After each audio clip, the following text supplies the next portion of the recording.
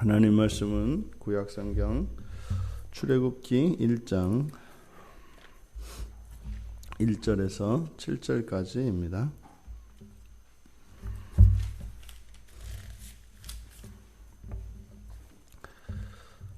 우리 같이 한 목소리로 함께 읽겠습니다.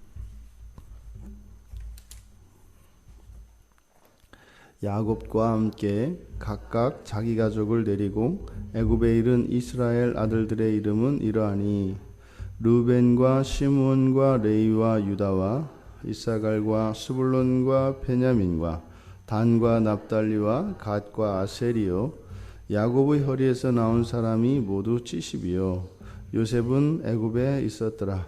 요셉과 그의 모든 형제와 그 시대의 사람은 다 죽었고 이스라엘 자손은 생육하고 불어나 번성하고 매우 강하여 온 땅에 가득하게 되었더라. 아멘.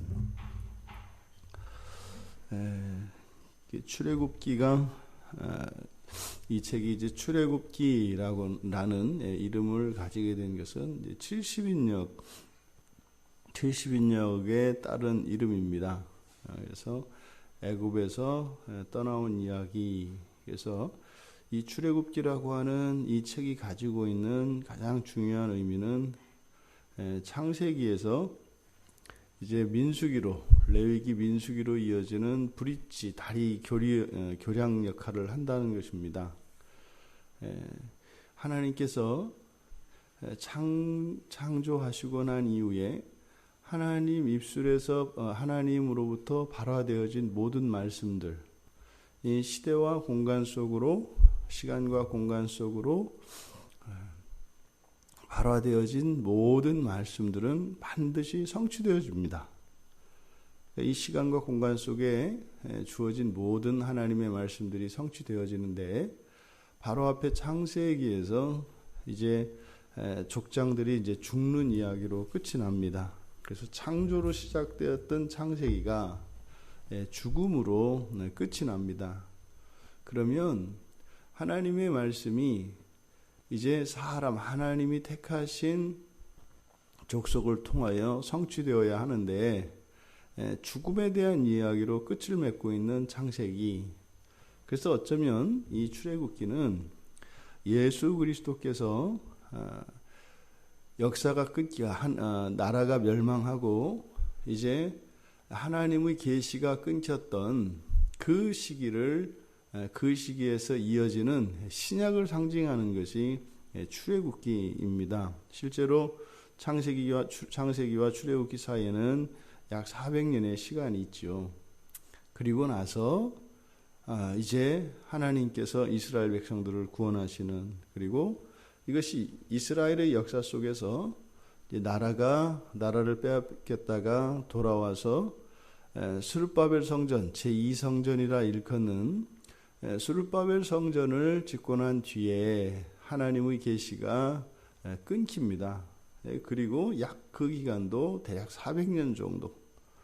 그래서 하나님의 계시가 끊긴 그 400년의 기간이나 이들이 애굽에서 노예의 상태로 있게 되는 그 기간이나 전체 기간이 이제 비슷합니다. 그래서 이제 출애굽기에서 이스라엘 백성들을 인도하는 지도자인 모세, 그 모세가 바로 사망의 땅에서 죄 가운데에서 우리를 구원하시는 예수 그리스도의 예표로 쓰이는 인물이 바로 모세지요. 중요한 것은 우리가 단순히 애굽에서 노예 상태로, 노예의 신분에서 벗어나는 것, 여기에만 너무 우리가 초점을 두면 안 됩니다. 단순히 출애굽하는 것이 목적이 아니다 이 말입니다. 출애굽하는 것이 목적이 아니라 사실은 하나님이 약속하신 가나안 땅에 들어가는 것, 이것이 목적이죠. 그런데 또 그 가나안 땅에 들어가는 것, 그것이 또 궁극적인 목적은 아닙니다. 그래서 이 애굽에서 이제 탈출한 이후에 이제 가나안 땅에 들어가는 여정의 가장 중요한 사건이 바로 시내산에서 하나님과 언약을 맺는 장면입니다.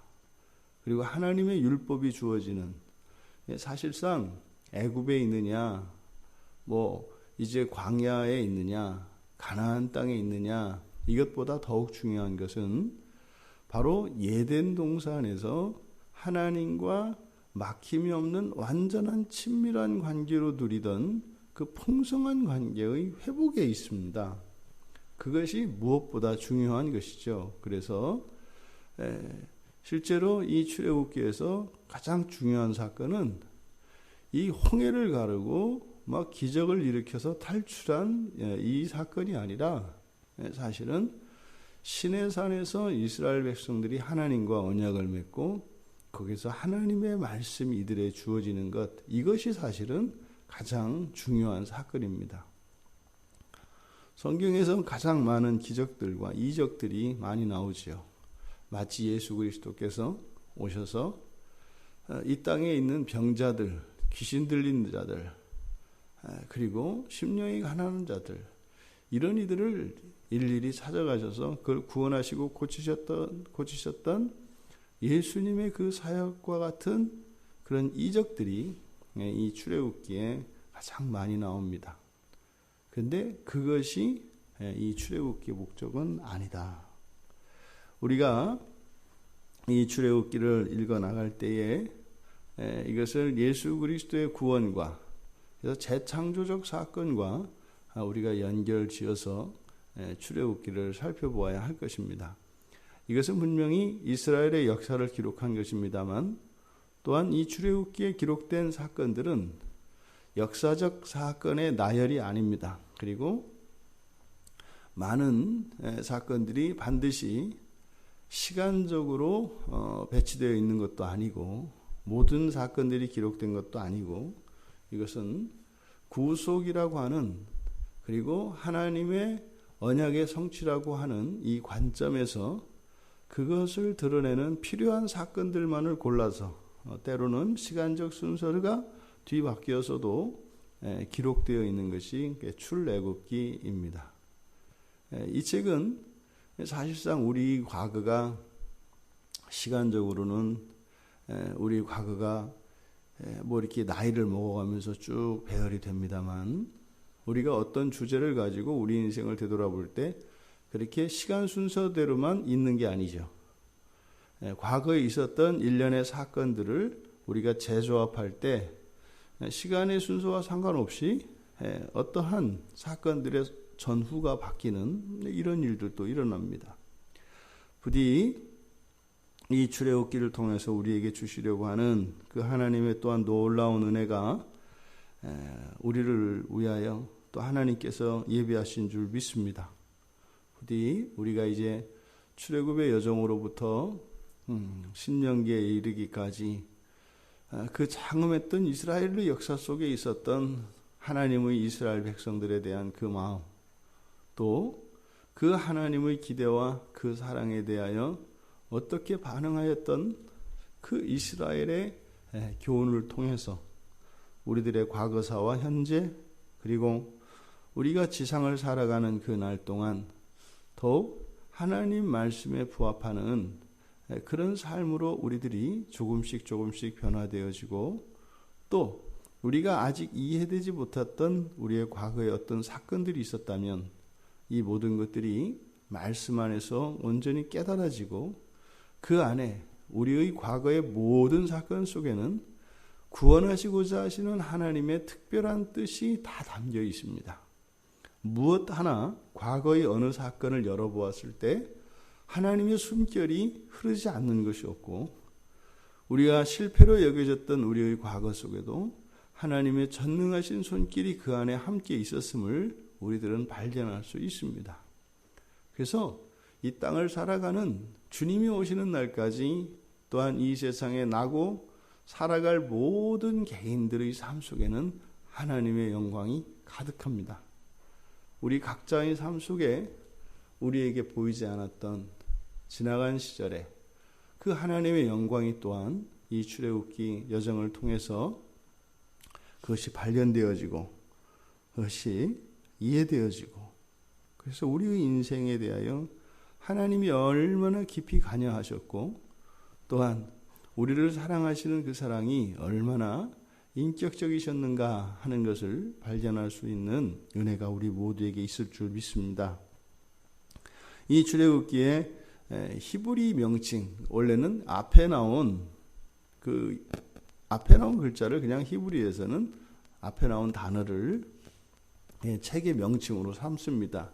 이제 이것을 좀 줄여서 그냥 이름들, 우리말로 하자면 이름들이라고 하면 됩니다. 그래서 이름들이라고 하는 그 의미가 1절에 야곱과 함께 각각 자기 가족을 데리고 애굽에 이른 이스라엘의 아들들의 이름들은 이러하니니. 그래서 이름들은 이러하니. 이게 이제 말하자면 맨 앞에 있습니다. 그래서 70인역에서 따온 출애굽기가 나타내는 의미보다 이름들이라고 하는 그 의미가 이 출애굽기라고 하는 이 책의 사실은 그 목적과 그 특성, 내용을 더 잘 요약합니다. 그래서 우리가 출애굽기 하면 느낌이 벌써 딱 10가지 기적이 딱 떠오르고, 그래서 뭐 이게 진짜냐 아니냐, 뭐 홍해냐 갈대숲이냐 뭐 이제 이렇게 가는데 이제 제법에 관심이 이제 가죠. 중요한 것은 이름들입니다. 이름들.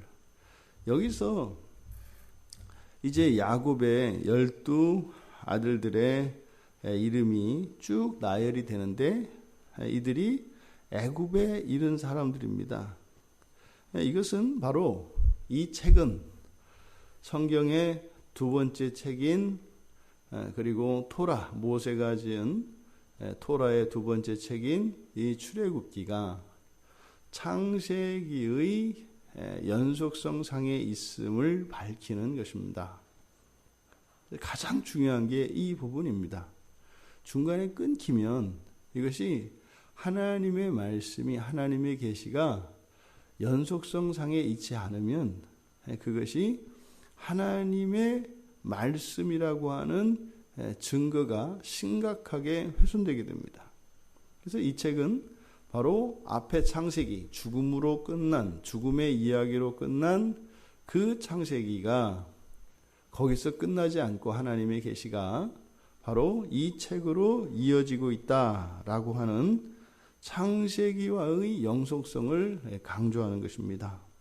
이 야곱과 12 아들들의 이름이 말이죠. 그리고 이어서 나오는 그 아들들, 12 아들들의 순서. 사실 여기에 나와 있는 보면 70명이 이제 애굽에 들어갔다 이렇게 이야기를 합니다.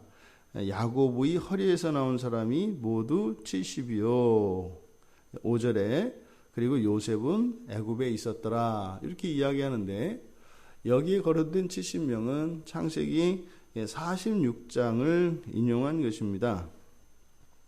그런데 여기에 이름이 쭉 나와 있는데 이제 루벤부터 쭉 배열이 되어 있는데 이건 또 순서대로 배열된 것이 아니라 이거는 낳은 어머니들에 따라서 쭉 배열이 된 겁니다. 그래서 맨 처음에 레아의 자손들, 그리고 라헬의 자손, 그리고 빌하, 실바. 그래서 레아, 라헬, 그리고 뒤에는 몸종들인데 라헬의 몸종, 빌하, 그리고 레아의 몸종, 실바 이런 순서로 되어 있습니다. 이 구조는 창세기 35장에서 야곱의 자식들, 그 자손들, 아들들, 자녀들을 설명을 할 때 이 4명의 야곱의 아내의 이름들의 순서입니다. 그러니까 35장과 창세기 35장과 46장을 함께 결합해서 여기에 야곱의 아들들의 이름을 쭉 나열하고 있습니다.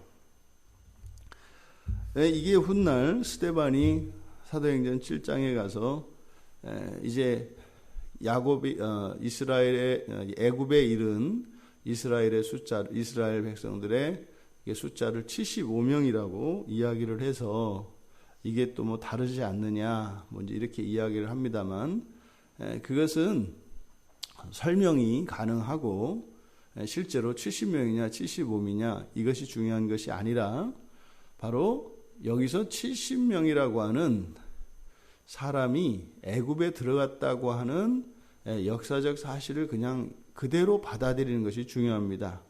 왜냐하면 이들이 70명으로 애굽에 들어갔는데 그리고 들어가서 노예가 되었는데 이들이 나올 때는 대략 장정만 60만이 되어서 나왔다라고 하는 겁니다. 그럼 또 이제 사람들은 그걸 계산을 합니다. 그러면은 60명이 들어가서 뭐 400년 뭐 애굽이 총리로 있던 기간까지 해서 뭐 440년 또 이제 낳고 이렇게 막 계산을 합니다. 이게 맞으냐지. 그게 여기서는 관건이 아니라 70명이 들어갔다는 것이고 그리고 그 안에 들어가서 노예가 됐다는 것이고 나올 때는 장정만 60만이니까 대략 곱하기 4 편의상 그렇게 이제 합니다. 그래서 보통 200만에서 300만이 나왔다. 그러면 이제 뭐 역사적으로 뭐 그때 인구가 얼마였는지 이렇게 하는데 중요한 것은 그게 아니라 무엇이에요? 하나님께서 이스라엘에게 행하신 그 일들, 그것이 이제 그것에 초점을 두어야 합니다. 70명이 들어갔다는 거죠. 지금 이 이야기를 기록하는 것은 뒤 이어지는 내용, 이스라엘 백성들이 이제 6절에 다 죽었고, 창세기의 끝부분 이야기입니다. 요셉과 그의 모든 형제와 그 시대 사람은 죽었고, 창세기 끝에 이제 요셉의 죽음으로 끝나는데 그 형제들이 남아있지 않습니까? 이제 그 형제들도 다 죽었다는 거죠. 그 이후로 다시 말해 창세기의 족장의 세대가 끊기고 난 뒤에 그 뒤에 그리고 여기서 이제 자손은 생육하고 불어나 번성하고 매우 강하게 되었다. 마치 예수 그리스도께서 승천하시고 예수 그리스도께서 제자를 삼으셨던 12 사도들이 다 죽고 난 뒤에 그 뒤에 성령으로 이제 성령 안에서 예수 그리스도를 믿는 제자들의 수가 수없이 늘어나는 것을 나타냅니다. 지금 여기서 이스라엘 자손들이 생육하고 불어났다. 그리고 번성하고 매우 강하여 온 땅에 가득했다. 여기서 온 땅은 애굽 땅을 말하죠. 직접적으로는 이것이 창세기 46장 3절의 성취입니다. 야곱에게 여호와께서 나타나서 애굽으로 내려갈 것을 두려워하지 말라고 말씀을 하십니다. 거기에 가서 큰 민족을 이루게 할 것이다 라고 하는 그 약속이 성취된 것을 말합니다. 그런데 이것은 직접적으로는 창세기 46장 3절의 성취이겠습니다만 이것은 사실은 창세기 1장 28절에서 아담이 타락하기 전에 인류를 향하여 주셨던 그 첫 번째 축복의 성취죠. 하나님께서 사람들로 하여금 세상을 다스리도록 복을 주십니다.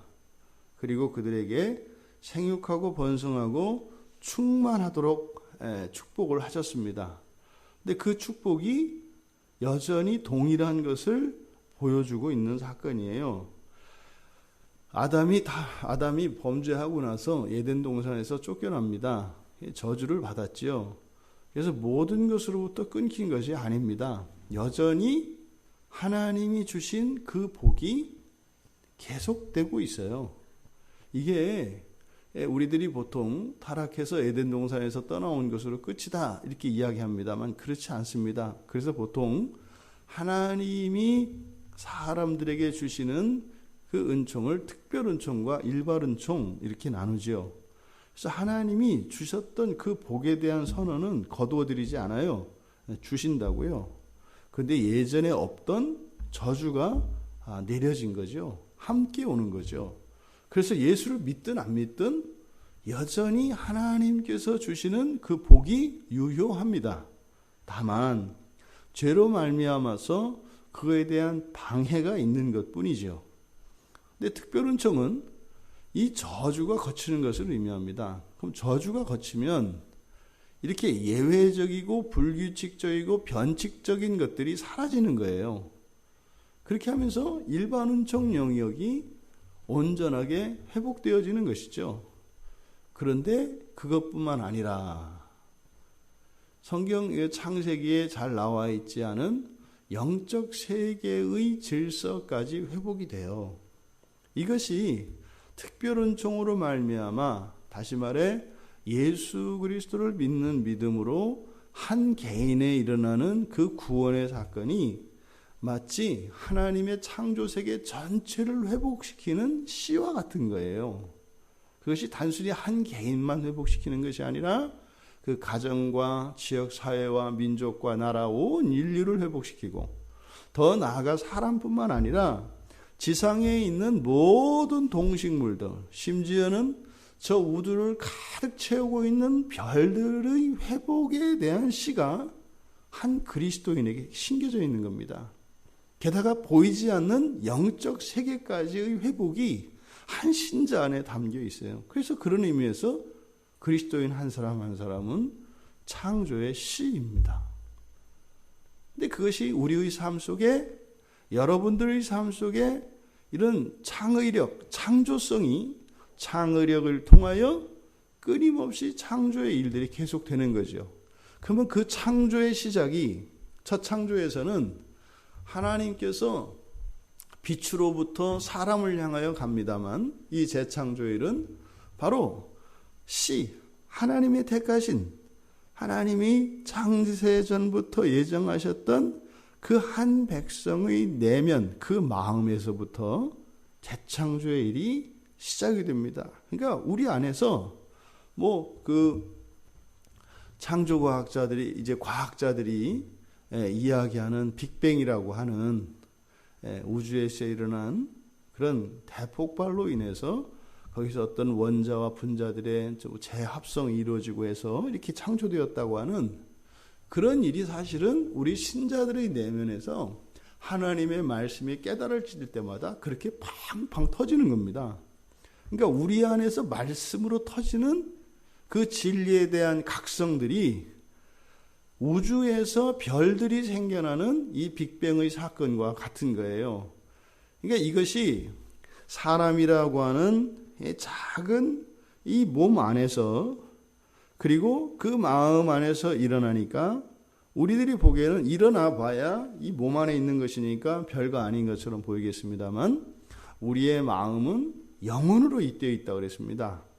우리의 외연으로 영혼이 있고 우리의 내면으로는 마음을 통하여 영혼으로 되어 있습니다. 영혼으로 이어져 있습니다. 그래서 사람은 영혼과 영혼 사이에 끼어 있는 방막과 같은 존재예요. 그러니까 이 몸으로 드러나는 사람 자체는 별거 아닙니다. 그런데요, 영혼적 존재라고요. 사람은 어마무시한 거죠. 그래서 우리 안에서 일어나는 이 놀라운 진리의 각성이 재창조의 시작이라는 거. 마치 하나님께서 온 세상을 다 만들어 놓으시고 마지막에 사람으로 이렇게 활용점정과 같이 딱 놓으셨을 때 보시기에 힘이 좋은 세상이 되었어요. 그런데 사람의 타락으로 말미암아 빛으로 가득하였던 영광으로 가득 찼던 창조세계 전체가 순식간에 어둠으로 덮인 겁니다. 그리고 나서 이제 한 개인, 한 사람 한 사람의 그 구원의 사건을 통해서 그 마음에서부터 그 빛이 다시 나기 시작하는 거죠. 그래서 그리스도인들은 세상의 빛인 거예요. 마치 그 더운 여름날에 밤에 숲을 가르는 반딧불이처럼, 반딧불이는 해봐야, 기껏 해봐야 낼 수 있는 그 빛을 다 냅니다만, 그리스도인들은 그 빛이 날마다 커가는 겁니다. 바로 이 하나님의 구속이라고 하는, 한 개인의 구속이라고 하는 이것이 우주 전체, 더 나아가서 영적 세계까지 회복시키는 시작이라는 것입니다. 그러니까 하나님은 이것을 단 한순간도 중단하신 적이 없고 인간의 불순종과 범죄 그리고 우리의 노예의 상태에서조차도 그 일을 이루신다는 거예요. 지금 70명이 들어온 이 사람들이 이 안에서 생육하고 불어나고 번성해서 그리고 매우 강하여 온 땅에 가득 차게 되었더라라고 하는 결론은 바로 무엇이에요?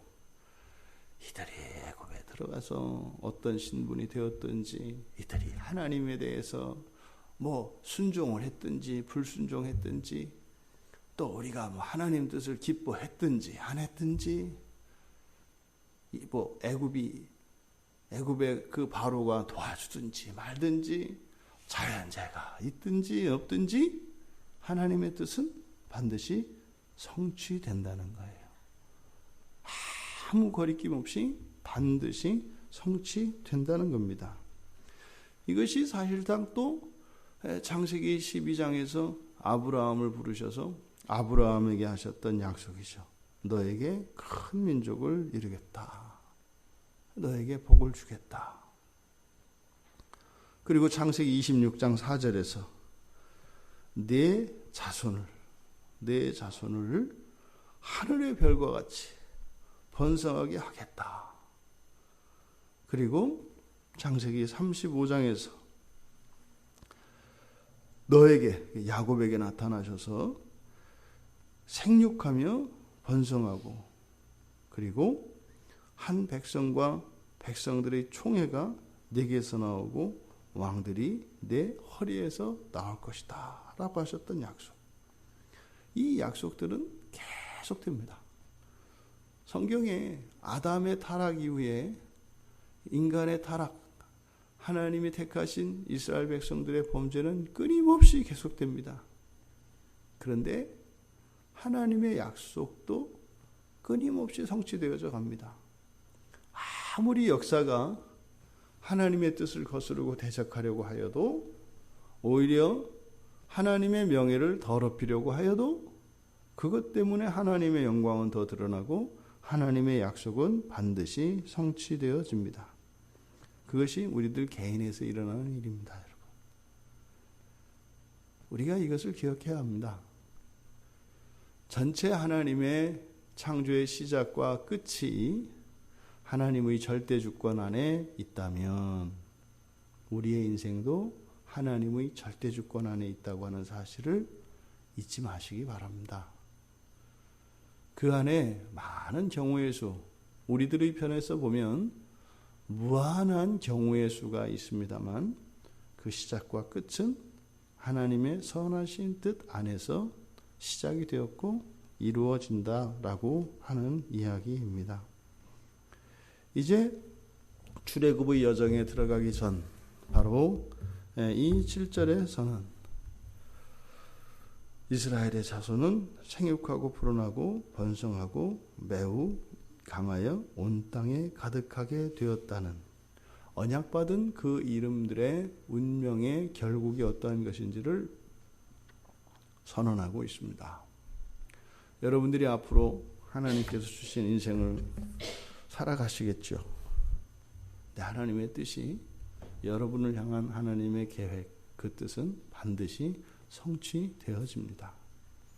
다만 우리들의 인생에 우리들에게 주어진 이러한 시간들과 이런 사건들 속에서 우리를 참으로 하나님께서 창조하시고 복을 주셨던 이 세상을 정복하고 다스리는, 그러니까 이 세상을 발전시키고 그리고 그것을 경영하는 그러한 통치자로서의 필요한 모든 자격들을 구비시키기 위하여 인생이라고 하는 이 시간을 허락하여 주신 것입니다.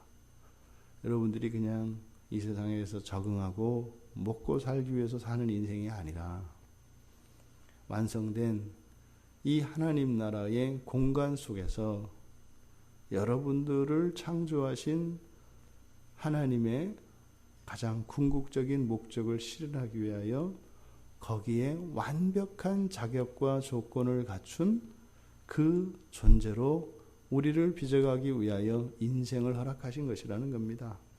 그런 우리가 사라져버릴 이 세상에 맞추어 살고자 한다면 애굽에 들어간 이스라엘 백성들이 장차 이들이 들어가게 될 가나안 땅을 준비하며 살아가는 인생이 아니라 애굽에서 노예로의 삶에 적응하며 살아간다라고 생각을 해보십시오.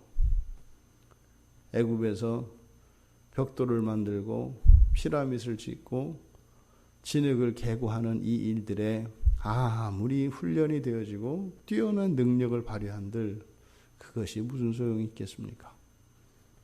우리들의 인생의 목적이 무엇인가를 분명히 잊지 않고 기억하여 우리가 살아가는 이 한날 한날이 없어질 이 세상에 기여하고 그 세상을 위하여 살아가는 인생이 아니라 영원의 이때인 영광의 삶으로 하루하루를 살아가시는 우리 모두가 되시기를 주님의 이름으로 축원합니다. 하나님 아버지, 언약 안에 있는 이름들이 나엘이 되었고 또 이제 애굽에 들어간 70명과 함께 하나님께서 어떻게 하나님의 언약을 이루어 가시는지 성경은 반드시 하나님의 말씀이 그 언약이 성취된다라고 하는 사실로 이제 출애굽기를 열었습니다. 이스라엘 백성에게 구원의 일을 행하신 하나님, 저희들의 인생 가운데에도 동일한 구원의 은혜와 하나님의 능력이 나타나는 줄 믿습니다. 믿음으로 이 출애굽기의 여정을 통하여 저희들의 삶 속에 일어났던 그리고 일어나고 있는 그 구원의 은혜를 감격하며 그 유익을 누리며 하나님께 찬양과 감사를 올려드리는 한날 한날 되게 하여 주시옵소서. 예수님의 이름으로 기도하옵나이다. 아멘.